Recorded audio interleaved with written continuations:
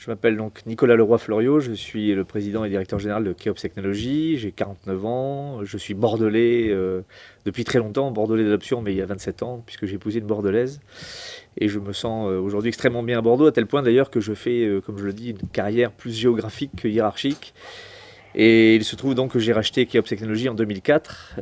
J'ai un passé assez long dans l'informatique puisque c'est ma formation d'origine.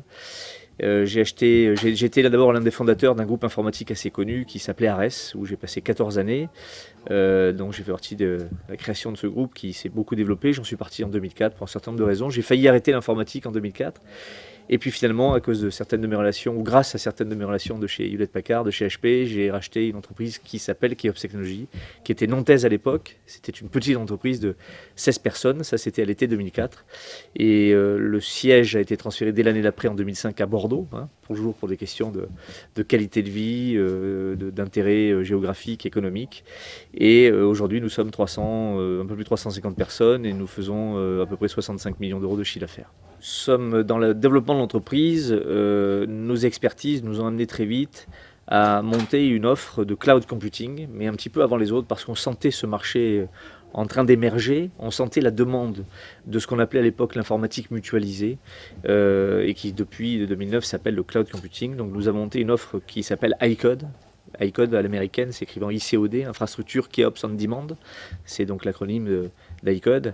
Et nous avons aujourd'hui à peu près une centaine de clients, pas loin, déjà en 3 ans, qui ont décidé d'externaliser la totalité de leur système d'information en mode cloud computing et donc avec notre offre iCode.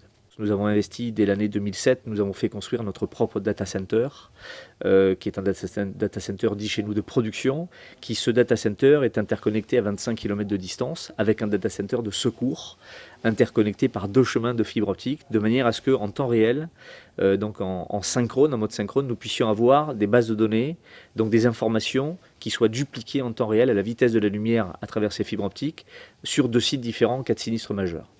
Qu'est-ce qu'un data center ?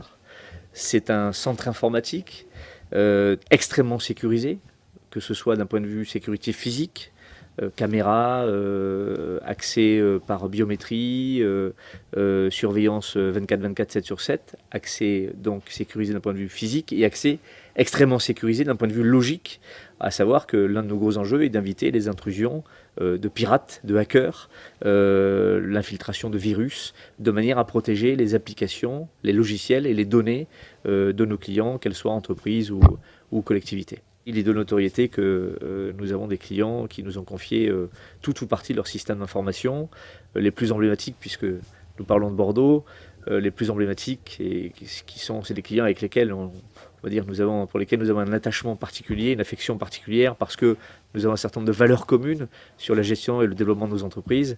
C'est Cdiscount, une entreprise extrêmement connue et qui est devenue le leader européen du web marchand.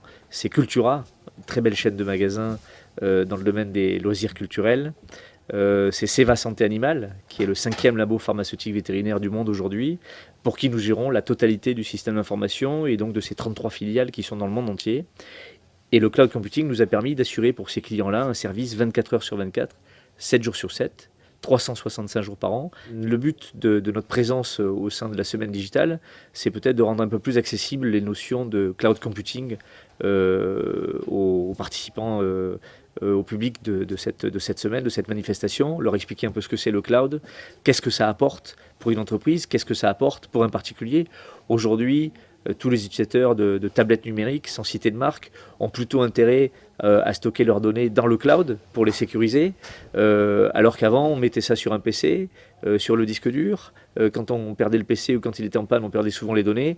Eh bien aujourd'hui, par exemple, le cloud, l'un des grands apports du cloud, y compris pour les particuliers au-delà des entreprises, c'est de permettre de sécuriser les données et de les rendre accessibles à partir de n'importe quel appareil, puisqu'elles ne sont plus localisées sur un appareil donné.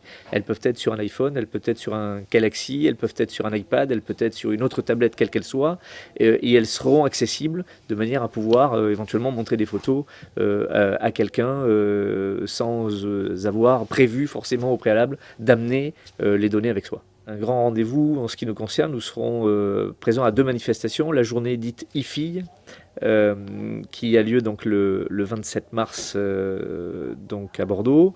Et ensuite, nous serons extrêmement présents lors de la Grande Jonction, le 29 mars, avec justement le témoignage de 2 de nos clients, en l'occurrence le directeur des systèmes d'information de Cultura, Monsieur Pierre Jeanne, et le directeur des systèmes d'information et de l'organisation de Seva Santé Animale, Monsieur François Tricot.